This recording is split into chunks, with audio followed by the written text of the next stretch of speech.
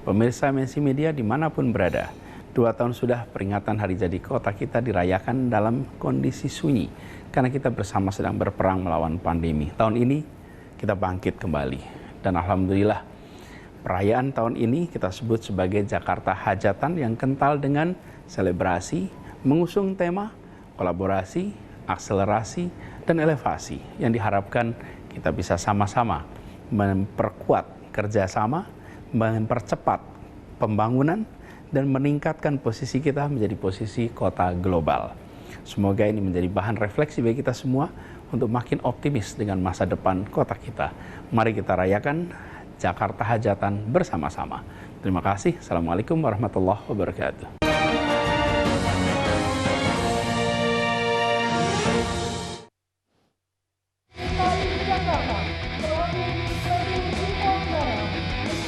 Gubernur DKI Jakarta Anies Baswedan memimpin upacara peringatan Hari Ulang Tahun Jakarta ke-495 di Plaza Selatan Monas Rabu pagi. Upacara diikuti 1.000 peserta dari berbagai unsur masyarakat, perangkat kerja Pemprov, TNI, Polri hingga pelajar. Ini pertama kalinya lapangan baru Monas setelah direvitalisasi pada tahun 2019. Ketua DPP Pemuda Perindo, Effendi Syahputra berharap kota Jakarta semakin maju dan setara dengan kota metropolitan lainnya.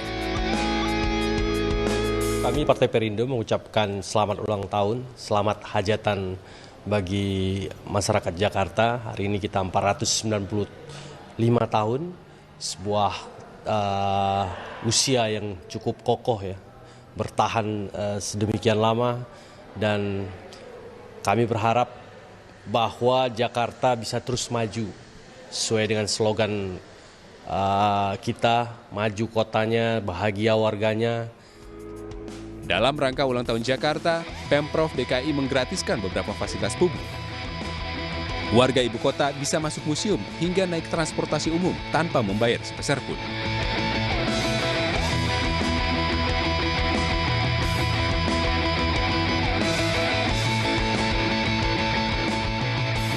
Jakarta yang ke-495, kurang lengkap rasanya kalau kita tidak berbincang dengan orang nomor 1 di Provinsi DKI Jakarta, yaitu Bapak Anies Baswedan. Sebelum kita berbincang, Wilson, ada saya mau pantun dulu ini. untuk Silakan, Pak Anies, Wilson. biar lengkap gitu ya Pak Anies ya. Nih, jalan-jalan ke pasar beli kemiri untuk jadi bahan makanan yang kemudian ditaruh di bawah tudung saji. Cakep. Di hari ulang tahun Jakarta hari ini, mohon dijawab Pak Anies pertanyaan dari kami. Tentu. Terima kasih Baik. sudah ikut merayakan Hajatan Jakarta. Terima Baik, kasih. Ayo DKI Jakarta yang ke-495 tahun. Pak Anies, selamat sore, apa kabar? Assalamualaikum. Waalaikumsalam warahmatullahi wabarakatuh. Boleh Pak Anies Terima kasih, April memberikan Wisantro. ucapan selamat ulang tahun kepada Provinsi DKI Jakarta tercinta dan Tentu doanya mungkin. kita bersyukur tahun ini kita rayakan namanya Jakarta Hajatan. Hajatan itu adalah sebuah kegiatan syukuran karena ini lekat dengan budaya Betawi. Jadi hajatan adalah sebuah kegiatan kita bersyukur atas tambahnya usia kota kita. Sekaligus hajatan itu juga artinya selebrasi. Kita ngumpul sama-sama, mensyukuri, merayakan. Saya ingin mengucapkan selamat atas bertambahnya usia Jakarta dan selamat kepada seluruh warganya yang telah berada di kota ini, telah ikut merasakan sama-sama manfaatnya. Insya Allah kotanya makin maju dan warganya makin bahagia. Amin, amin, ya rabbal alamin. Nah Pak, di Jakarta Hajatan 495 ini kan Jakarta mengambil tema Jakarta Global dengan slogan yaitu Celebrate Jakarta, kolaborasi, akselerasi, dan juga elevasi. Nah ini mengapa makna ini dan juga slogan ini yang diambil Pak? Apa sebenarnya yang ingin diangkat oleh DKI Jakarta di tahun ini? Ya, kolaborasi, kemudian akselerasi dan elevasi adalah 3 hal yang kita sudah selama ini jalankan. Kita membangun Jakarta dengan prinsip kolaborasi, kerjasama. Mengapa? Tidak ada kota di Indonesia dengan jumlah dunia usaha sebanyak Jakarta.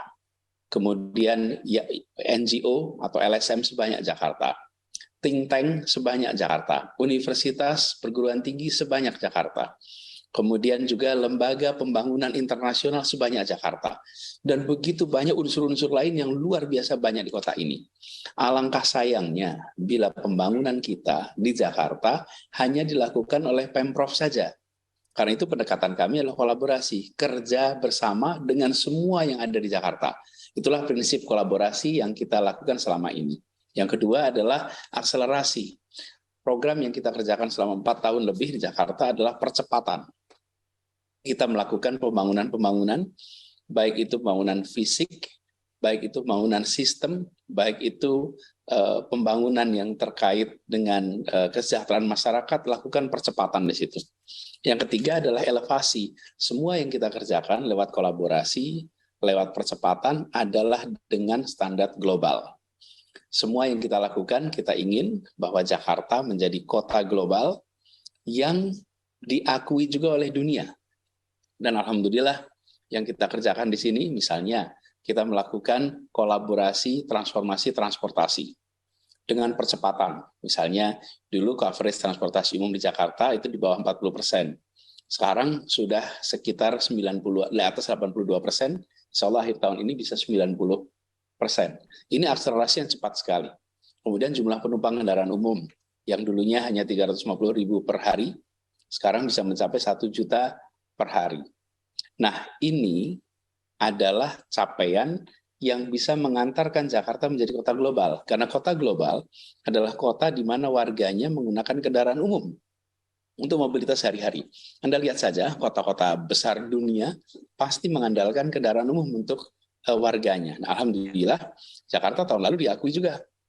Kita mendapatkan Sustainable Transport Award nomor 1 di dunia sebagai kota dengan perubahan sistem transportasi terbesar di dunia. Jadi kita ini dinilai oleh dunia sebagai kota dengan perubahan yang tertinggi. Nah, inilah pengakuan dunia atas apa yang kita kerjakan. Ada banyak lain yang saya bisa sampaikan. Sebagai ilustrasi saja itu, 3 kata tadi adalah kolaborasi, kemudian akselerasi, elevasi, adalah 3 hal yang kita kerjakan selama ini, dan tahun ini kita jadikan sebagai satu pesan bersama. Mari kita teruskan, perjalanan kita masih panjang untuk membuat kota kita menjadi kota yang membahagiakan bagi semuanya dan membuat kota kita setara dengan kota-kota global dunia lainnya. Ya, itu harapan kita semua. 3 slogan tadi mewakili bagaimana harapan Jakarta ini ke depannya. Namun yang kita ketahui Pak Anies, Jakarta ini memang terlihat lebih modern dan terasa sebagai kota internasional dengan segala penunjangnya begitu ya. Namun sebagian pihak menilai Pak, modernisasi Jakarta kurang memperhatikan masalah kemiskinan ibu kota. Ada tanggapan dari Bapak? Alhamdulillah kita sebenarnya memberikan perhatian yang cukup besar kepada masalah kemiskinan di Jakarta.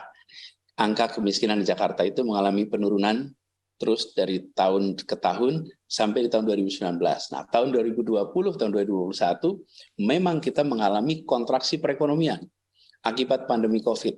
Dan disitulah kemudian angka kemiskinan meningkat. Angka peningkatan kemiskinan ini akibat pandemi COVID. Dan saya yakin, seperti juga pertumbuhan ekonomi Indonesia mengalami penurunan, pertumbuhan ekonomi Jakarta juga mengalami penurunan pada masa pandemi, dan ketika ekonomi menurun, kemiskinan meningkat. Nah, sekarang perekonomian sudah bergerak kembali ke atas, dan kami yakin ini akan bergerak cepat untuk Jakarta. Kenapa? Karena berhentinya kemarin bukan karena salah investasi, salah hitung. Berhentinya kemarin karena kegiatan mobilitas orang dikurangi, bahkan waktu itu pernah dihentikan. Itulah yang kemudian berdampak kepada kesejahteraan masyarakat. Nah, sekarang kita akan merangkak kembali. Bahkan saya beli ilustrasi, ekonomi mikro di Jakarta itu didorong maju. UMKM, termasuk warung-warung, dulu mereka itu mengandalkan pembeli yang datang ke warungnya. Apakah kaki lima, apakah di mana saja. Nah, ketika terjadi pandemi kemarin, orang tidak bisa datang. Nah, kami kemudian apa yang kita kerjakan? Kita mendatangi UMKM, memberikan kepada mereka 2 hal. Satu namanya IUMK, izin usaha mikro kecil. Yang kedua NPWP. Ketika mereka dapat izin usaha dan dapat NPWP, mereka bisa bergabung ke pasar digital. Sehingga apa yang mereka hasilkan bukan hanya dibeli oleh orang yang datang, tapi diberi oleh orang yang pesan secara online. Dulunya yang menjual online itu skalanya ekonomi tengah atas. Kuliner tengah atas. Sesudah kita bagikan ini, di awal sebelum pandemi yang memiliki IUMK di Jakarta itu jumlahnya 58.000. Sekarang sesudah pandemi yang punya lebih dari 250.000, meningkat 5 kali lipat. Mereka adalah pelaku ekonomi mikro yang bisa menyerap tenaga kerja sangat banyak, yang ini membantu di dalam pengentasan kemiskinan. Jadi mengentaskan kemiskinan itu dengan memperbesar pasar, membawa seluruh pelaku yang ada di Jakarta untuk masuk ke dalam pasar dengan cara diberikan izinnya, diberikan NPWP-nya, dan kami yang proaktif membagikan. Lalu mereka mendapatkan peningkatan kesejahteraan lewat mekanisme pasar. Jadi kami sebagai penyelenggara kota, penyelenggara negara dalam hal ini, memfasilitasi agar mereka yang berada di kota ini bisa mengikuti transaksi perekonomian. Nah, jadi sudah ada wadahnya ya Pak Anies ya, bukan betul. berarti tidak. Nah, ini hal nampak sederhana, tapi kita bersyukur bahwa hikmah dari pandemi kemarin justru menjadikan kesempatan kita untuk proaktif. Dulunya polanya begini, usahanya yang datang ke kami mengurus izin. Sekarang dibalik, kami yang mendatangi mereka semua. Jadi para pedagang-pedagang itu didatangi petugas-petugas, membagikan izin, membagikan NPWP. Kalau boleh saya cerita dikit nih, pernah satu ketika malam-malam saya ke warung kaki 5, jualan pecel lele. Saya pesan pecel lele di situ. Lama sekali nggak datang-datang pecel lelenya. Jadi saya kemudian tanya ke penjaganya, ini masih lama pesanannya gitu. Terus dia, pemiliknya datang, Pak minta maaf sekali Pak, soalnya kami banyak order online. Jadi nunggu dulu. Laris, jadi ya? Di sampingnya tuh ada banyak parkiran ojol. Saya kira tempat mangkal ojol, ternyata mereka adalah orang-orang yang Pak ojol ini datang untuk menjemput pesanan. Bayangkan coba, warungnya pinggir jalan, statusnya kaki 5, tapi terima delivery begitu banyak. Ini contoh ketika kejadian pandemi kemarin memberikan kesempatan kita untuk melakukan inovasi kebijakan, sehingga kami yakin, insya Allah lewat masa pandemi ini, perekonomian Jakarta akan meningkat dan kemiskinan kembali turun seperti masa pra-pandemi. Polusi tinggi. Hari itu, pagi itu. Tapi hari-hari sebelumnya, hari-hari sesudahnya tidak seperti itu. Berarti ada